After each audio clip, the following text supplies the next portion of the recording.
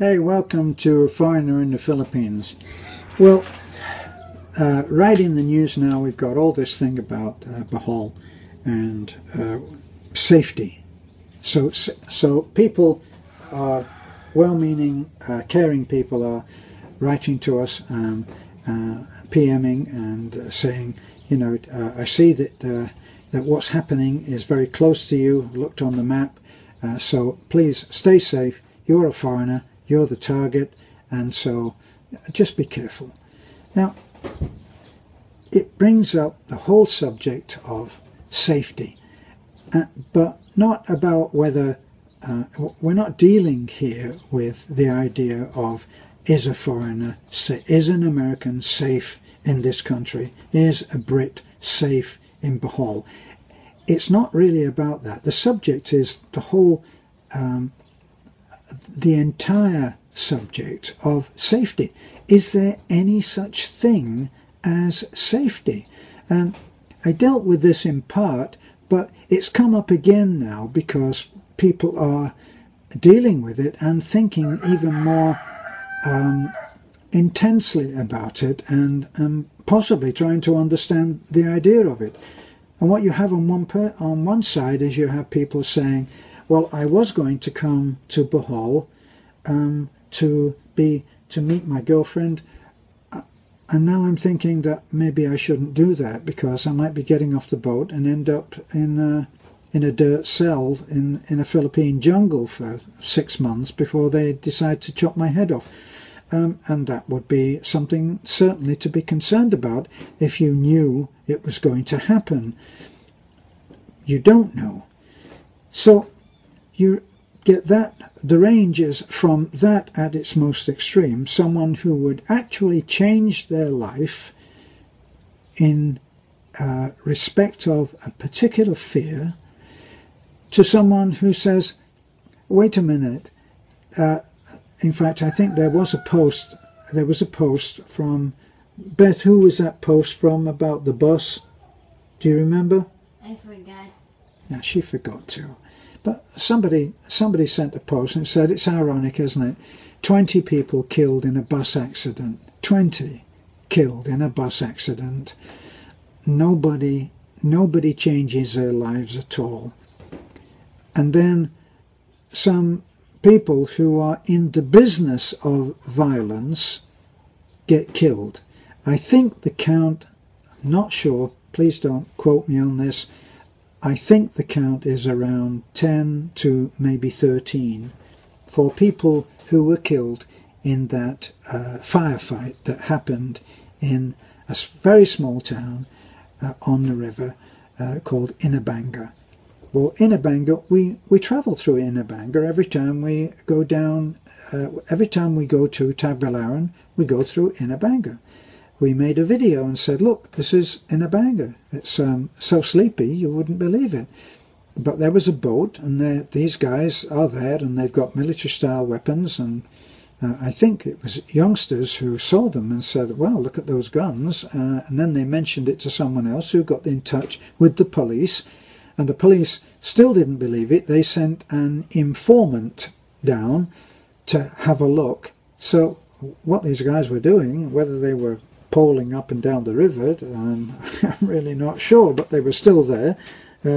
The report was verified, and then the military came down and shot the hell out of everybody, and they evacuated 500 or 600 people from the surrounding area so that nobody would get caught, obviously, by stray bullets. Unlike what you may think from watching movies with these high-power weapons now, these bullets, if you hid behind the corner of a cement block wall, it would go right through the wall and right through you without even slowing down. So the hiding behind a palm tree isn't going to cut it. And hiding in a Nipa house is not going to cut it either. You've got to get out of there. So that's what happened there. Now, how many times has that happened this year? Just can't remember one. Last year there was a military operation in which 44 men on the police force died, and 44 men lost their lives, 44 families affected, and it was all in a battle against an ill-advised battle that they went into without sufficient support, and the rebels, such as they are, terrorists, took them by surprise and they were mowed down. So there was a big hoo-ha about that, of course, but that happened, and it was in the military. So when a soldier or a policeman or a terrorist gets killed, they're in the business of that. But when ordinary people get killed, then there's a different view on it. So the safety thing is what we're really talking about. Now, if you can tell me a place in the entire universe other than a coffin in the ground where you will be safe, I would like to hear about it. There is nowhere that you are completely safe. In a sleepy street in London, people get run over by buses. In the province of Bohol or any other province, a child may step out into the road and be knocked down by a tricycle. In a country, on Bohol, in my own experience, I'm looking at safety from a different context. I'm looking at it that every Sunday my brother-in-law, Pastor Timio, picks up a human cargo of kids who are coming to church, and he brings them into church so that they can have some spiritual guidance. About 7 was the last count that I saw. These kids had been going on bikes all their lives, and whereas you and I would probably upset the balance of a bike if it was just the two of us extra, they don't. They know exactly how to do it. And so, safety, is it safe? Probably not. Is it dangerous? No more than it was last week, and no more than it will be next week. It is what it is. So, safety. Can we go to another country? Well, if you don't like the idea of hurricanes, then probably it would be wise not to go to, say, Florida. If you don't like the idea of typhoons, well, don't bother coming to Bohol. If you don't like the idea of great rainfalls and flooding, certainly don't go to the northern part of the Philippines, where from about Manila upward they get incredible flooding and they're not able to handle it. So if you don't want to be involved in the danger of being judged to be in the wrong religion, then probably you should not go to an Islamic country. If you are a woman and you don't want to be put into a certain kind of compound along with mothers and sisters and other wives, then probably there are some Arabic countries that you should not entertain being a wife in. And that's a fact as well. There are movies made about people who have done that and then had to try to get out. If you don't want to suffer the danger of rape, abuse, beatings, virtual slavery, then my advice to you is, if you are a Filipina, don't accept employment as an overseas worker doing in-house duties, because chances are that you will be abused by the owner of the house, the male, and a blind eye will be turned to it, and you won't be able to get out because they'll take your passport. the very first thing that they do is take your passport. Now, I wonder why they do that. Well, they do that so that you can't get away. And that seems to me to be a fact. I see reports like that all the time. So there are dangers all the time. It's impossible not to live on planet Earth and to be alive and not experience some danger. If you're a lone mariner sailing the Atlantic in one incredible once-in-a-lifetime challenge of doing it alone, you might drown, and that's a danger, and you might not. So, can you change your life now if you are on the verge of coming to the Philippines, either for a vacation, for another start in life? Can you change it because of this incident of terrorism? No, you can't, in my view, and it is my view. So if you come and you get killed, don't come running to me, okay? Bad joke.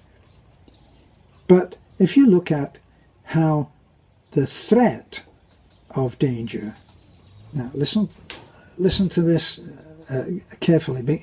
I mean, the threat, I'm not saying danger, I'm saying the threat of danger. Look how the lives of everyone in the Western world changed on 9/11. Now, how did it change? It changed by the threat, the ever-constant threat of something like that happening again, hanging over us. Now, before 9/11, let me tell you, before 9/11, coming from Britain, where Great Britain had been having their problems for many, many years with Northern Ireland, and the Irish a lot of the Irish really don't care for the English. And I say this because I'm on the cusp of both. I'm an English-born Irishman. Now, they have rebelled against English rule, and many, many lives have been lost, to the point that people in London, in the UK generally, are more vigilant about things like baggage that has been left at airports, about cars that look a little bit suspect and haven't been moved and are illegally parked. I'll give you an example. I don't want to be doing a list of bad news, but there was one left in Hyde Park in Regent's Park.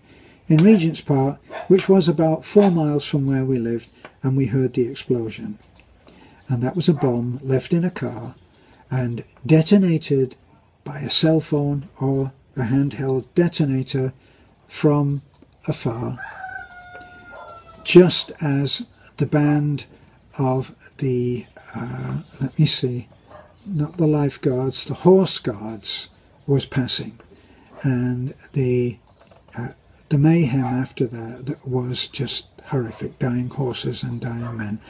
And that was a huge impact on the population. But did they, in the main, they said, we're not going to change our lives because of this one thing. Then Harrods was done, and they did a bomb at Harrods, and that took some lives of an American, took his legs off, and he's still alive to tell that story. So these things have been happening to people like me.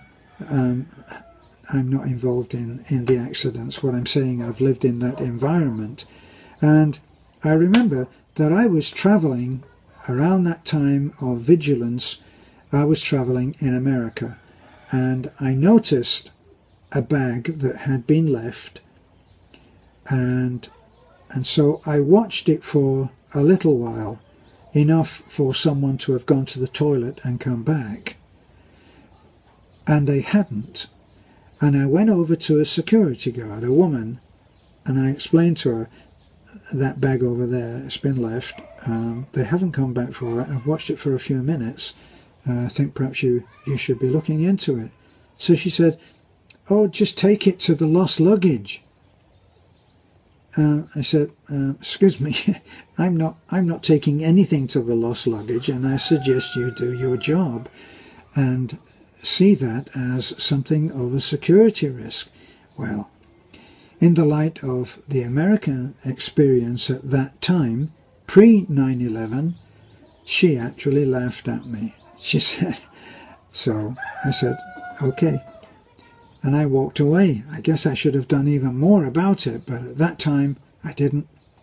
And as I walked away, she said, don't worry, sir, no one's going to blow you up. And probably she could get put inside for making a statement like that.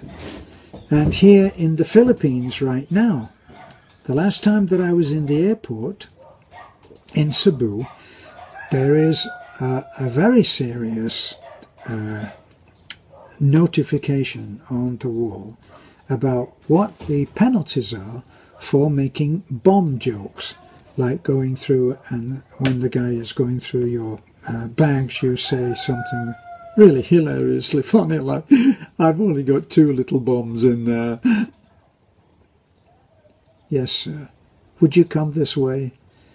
And you may be banned from being in the country for a certain amount of time. I've forgotten now what the penalties are, but they were pretty severe. Fines, banning, escorted to the border and kicked up the rear end and say don't come back, or put in prison.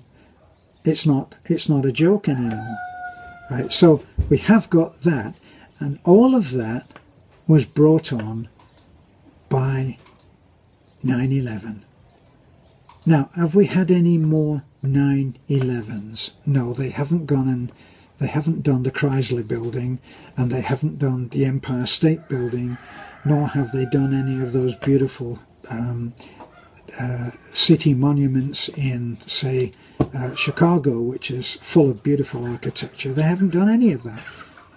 They don't need to, because the fear itself has changed our lives to such an incredible thing, an incredible extent. Now, when we choose to wear certain shoes, if we've got any sense, we don't wear boots with lots of laces. We wear something with Velcro because it's easy to take off at the airport. We don't have anything like, for me, when I was travelling very recently, well, a year ago, to the UK, I made sure that I was only taking a backpack, and because of reports about bullets that were being found, later proving to be a scam by the security or the people who were checking baggage, what they were doing is they were putting a bullet in somebody's bag and then pulling them to one side and saying, look, we found this bullet in your bag and this could be a lot of trouble, or for 20 or 30,000 we could make it all go away. And it blew up. An American boy went to prison for a week or two before he got out, when it all came to light. So the fear of the fear itself is as damaging, if you allow it to be, as the whole thing. So my view, and we're going to go on vacation on the 20th, and we're going to have some time away, not a great deal of time, but we're going to meet our friend Joy, who we met through our channel, and we're looking forward to that very much. And we're going to have a little bit of time off, as I've mentioned in other videos. So we're not going to let the fear of the fear stop us from living a normal life, because I haven't seen anything in my environment change. Nothing has changed. So maybe this is food for thought. Maybe you're thinking, I'm glad I turned him off 10 minutes ago. Who knows? This is a foreigner in the Philippines. Thanks for listening. Thanks for watching. Bye for now.